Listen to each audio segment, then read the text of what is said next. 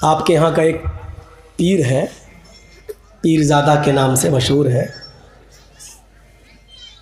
बदकिस्मती से इस वक्त 26 सीटों पे चुनाव भी लड़ रहा है, किस्मत को आजमा भी रहा है। उसका कलेजा देखिए और दिल गुर्दा देखिए कितना बड़ा है कि उसने अपने एक स्टेज पर कितना ख़राब फतवा दिया है। उसने कहा कि अपने पीर की इजाज़त के बगैर तो आप नफिल नमाज भी नहीं पढ़ सकते हो, तो वोट कैसे दोगे किसी और को? ज़ाती मफाद के लिए शरीयत के किसी मसले को गलत बता देना, यह तुम्हारे मुबारक हो, क्योंकि तुम्हारी नज़र में शरीयत की कोई इज्जत ही नहीं और रसूलुल्लाह का कोई मकाम ही नहीं। तुम तो स्टेज पर बैठो और जो मुंह से निकाल दो बस वही है, काफ़ी है तुम्हारे लिए। किस हदीस में आया है कि नफिल नमाज पढ़ने के लिए पीर से इजाज़त लेना पड़ेगी? अल्लाह के नबी सल्लल्लाहु अलैहि वसल्लम जब इजाज़त दे चुके कि नफिल अल्लाह से करीब करती है इंसान को, जिसका दिल चाहे पढ़े और जिसका दिल चाहे ना पढ़े, पढ़ोगे तो सवाब, ना पढ़ोगे तो तुम्हें कोई गुनाह नहीं। जब शरीयत ने एक कानून बना दिया है तो अब तुम इजाजत लोगे?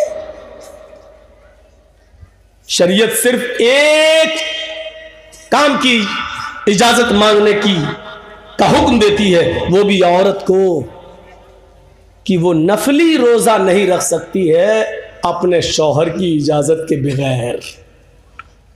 और उसकी वजह सिर्फ इतनी है कि शौहर बिजनेस करता है, कारोबार करता है, थका हुआ है, घर पे आया दिन में और देख रहा है मेरी बीवी बनी सवरी बैठी है, उसका दिल आ गया। अब वो चाहता है कि मैं अपनी बीवी से कुछ उसके जिस्म से लज्जत हासिल करूं, बुलाऊं, बीवी है मेरी, कुछ लुत्फानंदोज हो जाऊं, बीवी है मेरी, कुछ मैं एंजॉय कर लूं, अपनी बीवी को अपने गले लगाऊं, फ़ायदा हासिल करूं।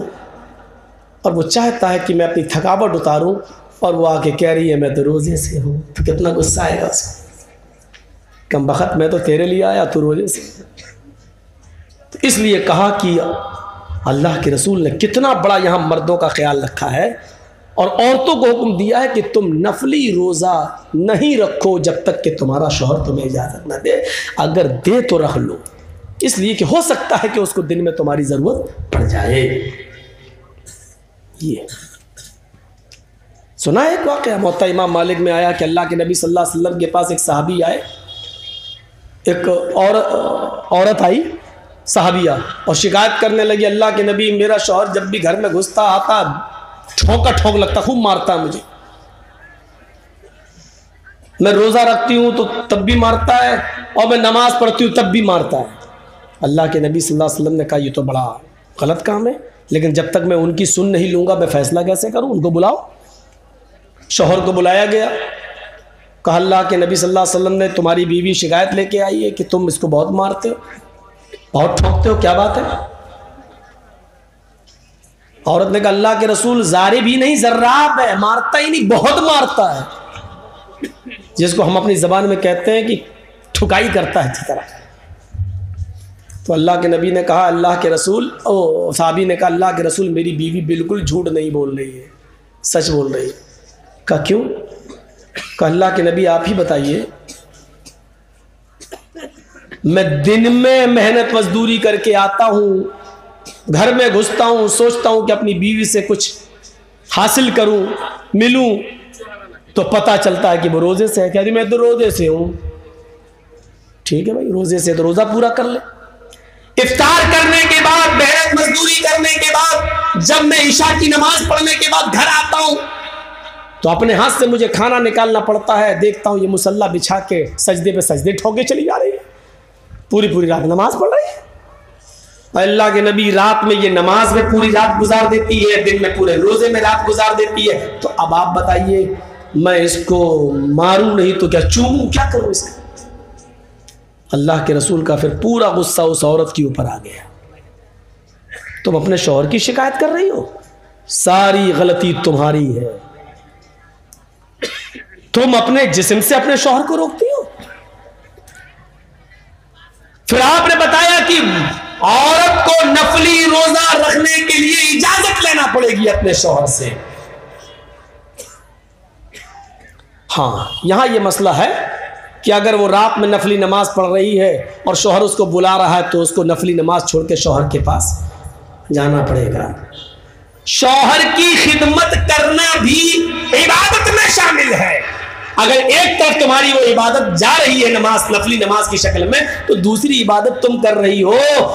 इस पीर से कोई पूछे कि नफली नमाज की इजाजत तुमसे क्यों लेगा कोई आदमी?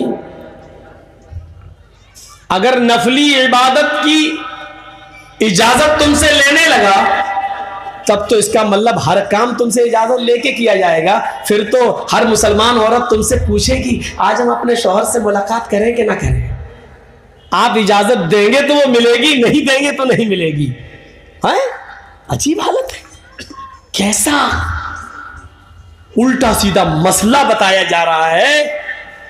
खैर, तुम्हारी पार्टी है, तुम उसके हीरो हो, कह सकते हो जो कहो। ये तो हमारी कौम है जो उल्टा सीधा एक ज़बान से निकल जाए तो मोबाइल पे फ़ोन कर कर के नाक में दम कर देते। मौलाना ये मसला तुमने बताया कैसे, ये कहाँ है, कौन सी हदीस में? जब तक इनको मुतमईन न करो तब तक ये मानते नहीं है, फ़ोन रखते नहीं है। ये हमारी कौम है जो मौलाना को सोने नहीं देती है। एक तुम्हारी कौम है आँख बंद कर ली चले। मेरे मौलाना ने जब कह दिया हाँ ठीक। एक तरफ राजनीति और दूसरी तरफ इबादत। और क्या कहा, जब नफिल नमाज की इजाजत हमसे लेकर लिए बिना नहीं पढ़ सकते हो तो वोट कैसे डाल सकते हो? एक तरफ राजनीति और एक तरफ ये, कैसे जोड़ा जा रहा है? कितनी अहमियत बताई जा रही है। यानी वोट भी डालो तो मेरी मर्जी से डालो, मेरी इजाजत से डालो, मेरी इजाजत से। अब तुम कह दो कि शुभेंदु अधिकारी को दे दो तो क्या होगा?